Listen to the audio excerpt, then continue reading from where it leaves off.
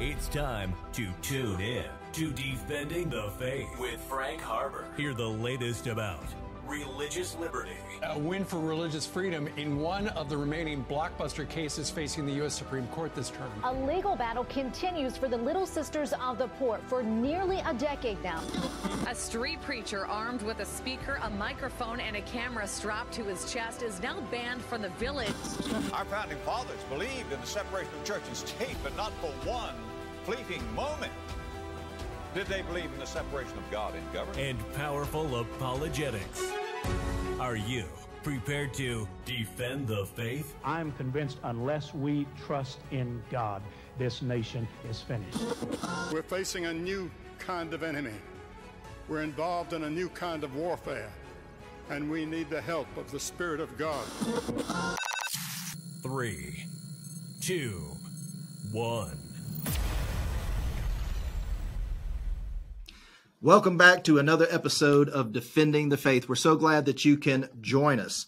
I am Frank Harber, the host, and I'm also the president and chief legal counsel for the Institute for Christian Defense. You can find us online at defendingthefaith.law. And there we make a lot of resources available. We help defend people legally. We're about religious liberty. So we defend churches, pastors. We have a children's home we're helping, state conventions, religious denominations. We have many, many different cases this year. And if you ever need legal assistance, please go to our website. You can fill out some information there. We take most of our cases pro bono, and we would be glad to help you. We also have different resources available concerning apologetics. And apologetics means to give an answer, to defend the faith. Right now we have a new book that I've written. It's called Objection Overruled. It's on the top 10 objections to Christianity.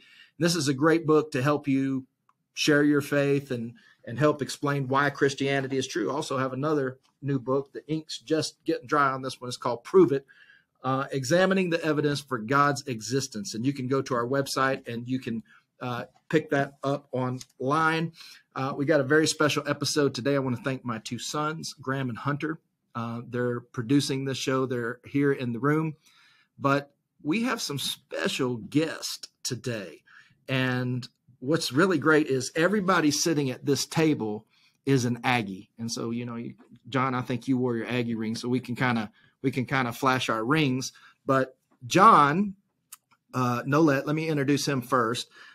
He graduated just recently from Texas A&M University, and he was accepted into Liberty School of Law, where he is in his very first semester as a 1L. And he just completed final exams. He's actually been getting his grades as we've actually been sitting here today. And so I'm going to tell you, he's a smart cookie. He's already made a couple A's. And so I'm real impressed. And sitting right here to my left is Fletcher Sanders. And Fletcher and I actually went to law school together at Texas A&M University School of Law. We were in the very same class. We started together. We finished together. And we were actually in the very first graduating class of Texas A&M. So 45 of us. 45 of us, man, I tell you what. So, no way. And so John, it won't be long. Your time's going to be coming up. So we've put together a really special panel for you today to talk about the mythology of separation of church and state. Now, there's a lot of people today that don't understand separation of church and state. And they think, guys, that separation of church and state means that we're supposed to take every bit of God out of government, particularly in states and localities. That's what the Constitution tells us to do. But, we got some legal firepower in the room today. And, I guess, John, we'll start with you. I mean, could you tell me, where is separation of church and state in the Constitution? Well, what's pretty interesting is the idea of separation in church and state is not actually spelled out anywhere in either the Constitution or the Declaration of Independence. Instead, it's implied by the First Amendment, and that's where they have the free exercise clause and the establishment clause.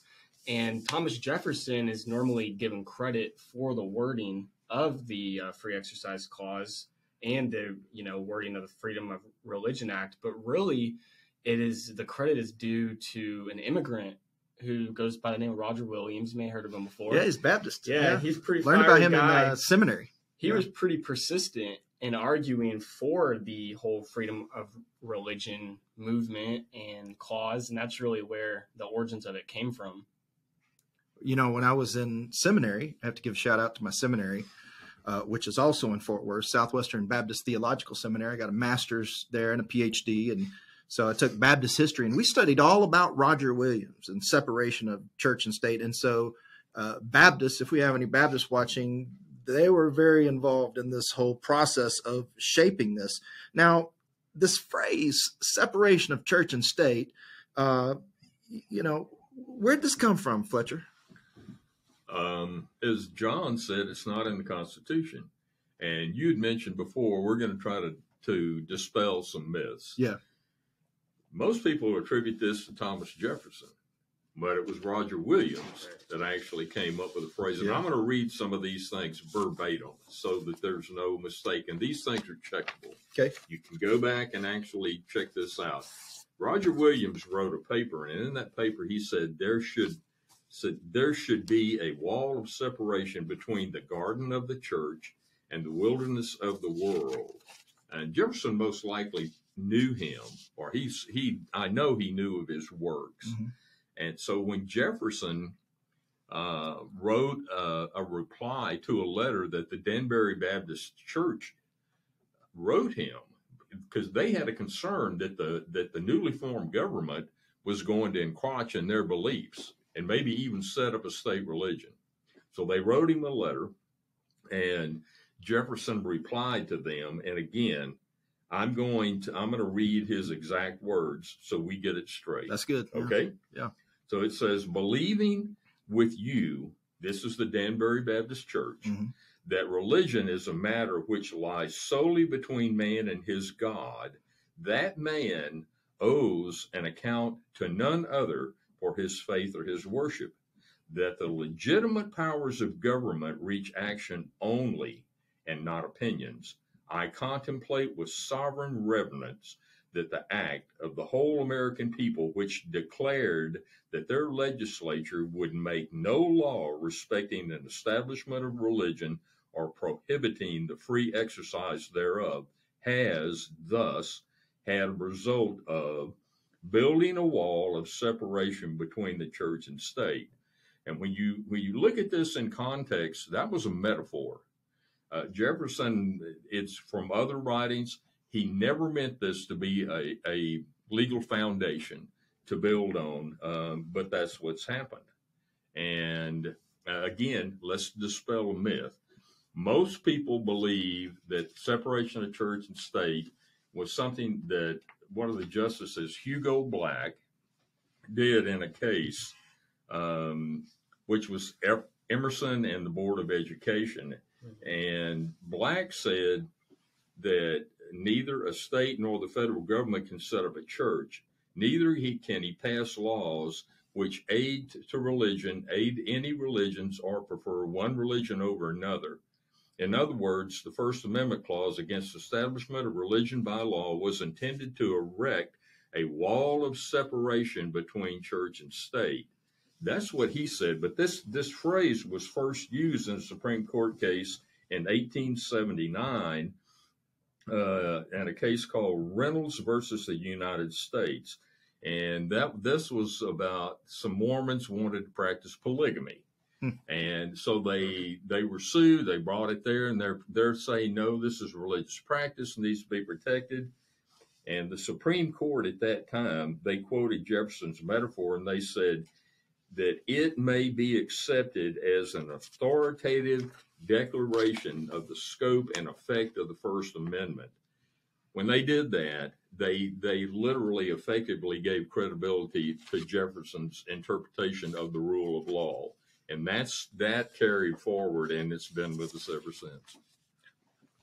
That's a great analysis. Now since we've been sitting here, I just want to throw this out. Neither one of you have have complimented my Texas A&M tie, from the school. Yeah, I mean, just right under everybody's noses, this is going on. We'll come back to that case you mentioned in just a minute, but you mentioned the Establishment Clause, and so a lot of people, though, today, and it really wasn't so much then, have tried to interpret the Establishment Clause to require separation of church and state. Why is that, John? For the first 150 years of the country, there really was no debate over the Establishment Clause. And it wasn't really until the citizenry became more diverse that there started to be fights over the meaning of it. And it became so polarized that eventually the Supreme Court was called upon to kind of determine what the meaning of the Establishment Clause was. And, though it's not explicitly stated in the First Amendment, the clause was interpreted by the court basically to allow for separation of church and state. Mm-hmm. It's weird because the struggles that they had going on back then were different than today, because there was, at the time the Establishment Clause was passed, there were actually, we know they weren't trying to get rid of state religion because 6 states had actual state religions at the time. And, that was controversial because if you were in a state and you paid taxes, it went to, in this state, it went to a congregational minister. Right. But then you went over to another state and, so your tax money goes to pay, an Anglican minister or something like that. And so, man, people began to get very concerned about this and the Establishment Clause. As we think about it, what it actually says, it says Congress shall make no law. Right. Yeah. And so that's what they're dealing with. And you can go back and you can look at the legislative intent and you can see what's happening. But now, people are using it as a weapon, to try to bring about removing God from every area of government. Fletcher, you're pretty spot on with these cases. What would some Supreme Court justices say, or where we sit on that? Well, the reason I'm laughing is because Clarence Thomas, who is the ultimate conservative, yes, on the court, did say something. We don't know what kind of debate goes on when they go in closure. Yeah. It's all secret. Even the clerks don't know. So there may have really been a lot of said about this, but Clarence Thomas actually came out publicly, and they had a case. Supreme Court had a case in 2002, Zellman versus Simmons Harris. Yeah. And Thomas wrote in his opinion that originally protected states, and by extension their citizens, were protected from the imposition of an established religion by the federal government. And that's exactly what you just mentioned. When this first was out, it was only with the federal government. It only restricted the federal government, had nothing to do with the states. But he said, but whether and how this clause should constrain the state action under the 14th Amendment is a more difficult question. And this has been debated by scholars all over the place. There is one who is a constitutional historian named Leonard Levy. And according to him, he claims that it's unconstitutional for the 14th Amendment to be applied to the Establishment Clause. And that occurred, I think, Frank, what was it, in 1963? Supreme Court ruled that that 14th Amendment, as it applied to the states, could now be applied. And so that the states now can go in, I'm sorry, not the states, but the federal government now can go in to state cases, let's use the word meddle. Yeah. With that, because I think it's appropriate in this case. Again, like Levy and some other people say, you can't use that. You can't use the 14th Amendment on this, but they're still doing it. Yeah. So like in the 1920s, they first they first brought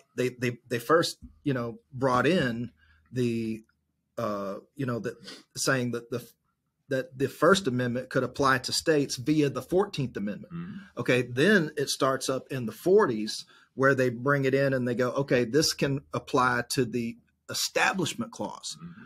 Okay, now, Establishment Clause is, added in 1792. And as I mentioned a minute ago, we had 6 state religions at the time. So we know its purpose wasn't to try to, take God out of all state and localities.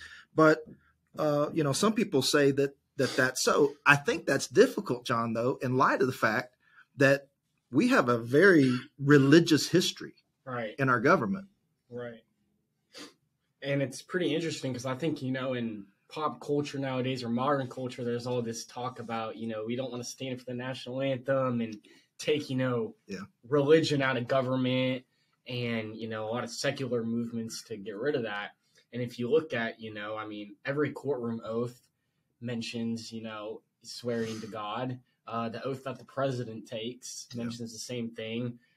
When you swear into the military, mentions the same thing. Congress has chaplains for both chambers. Supreme Court still has the invocation to God. And we see it both in the national anthem and the Pledge of Allegiance as well. So we still see all of these places where God and religion is still littered and mixed with the government. But yet we have this movement of all these people who say we need to get away from it. And government was never meant to have religious foundations in it at all, That's why I think it's strange to suddenly say the Establishment Clause means you have to take God out of all these things. Right. It couldn't have meant that because that's not what it meant when they wrote it. Right. So it's something new that has been sprang upon us, in order to try to pull things out. And, the Supreme Court, has probably been making up stuff ever since. Now they have what's called the Lemon Test. Do you know anything about the Lemon Test, Fletcher? The Lemon Test came about in a case called Lemon versus Curtman. And what the case entailed was, does the federal government have a right to give money to a parochial school to pay the teachers there? And so it came up, what the Supreme Court went back and looked at all the cases that they had been ruling on. And some of them had said this, and some of them used this factor and that factor. So they came up with what they called a balancing act or balancing rule, where you literally, it's like a scale. You balance what's going on here or what's going on there, the interest here, the interest there. And they applied this to the federal government. And this for this particular case, does the government have the right to pay teachers that are maybe teaching religion, or do they need to put restrictions on it? So that's what the case was about. So here, again, I'm going to read this for the sake of clarity. They came up with this, and they said the Supreme Court surveyed the previous Establishment Clause cases, and they came up with what they believed was the right test, composed of 3 factors. First, the statute must have a secular legislative purpose. Second, any statute that's come about by the federal government, its principal or primary effect must be one that neither advances nor inhibits religion. And third, the statute must not foster an excessive entanglement with religion. And Frank, here's sort of a side note. Since they came up with this, they don't apply this a lot of times. Yeah, no. They have not adhered to this test in deciding these things. However, the lower courts, the courts of appeal, okay, and the district courts or the circuit courts, depending on where you are bound by this, and they have to use it in here. So I thought that was a little interesting side note. The Supreme Court goes, well, we may or we may not, but hey, you guys have to use it. And if anybody agrees, then they shoot it to us, and we may or may not use it. So, I'm not sure that there's a little bit of consistency there. It makes you wonder, as we look at it, where it's all going, because you look back, and I remember, now see, John may not be able to identify this, but I think you and I both can. I remember when I was a kid, that we said the Pledge of Allegiance in homeroom. You probably don't even know what homeroom is. I do know what homeroom is. You know what the pledge is? Yeah, we still say it. Okay. Well, you know, he goes to Liberty Law School. They pray before they have their classes. So recently at one of his classes, he told me that they started out with a Bible verse and said a man's case seems right until the next comes one forward and cross-examines. Yeah. I wrote it on my desk. Yeah. So, I mean, we didn't quite get anything that delicious at the stuff that he's learning, but he's also learning the whole foundations and the whole history of our country.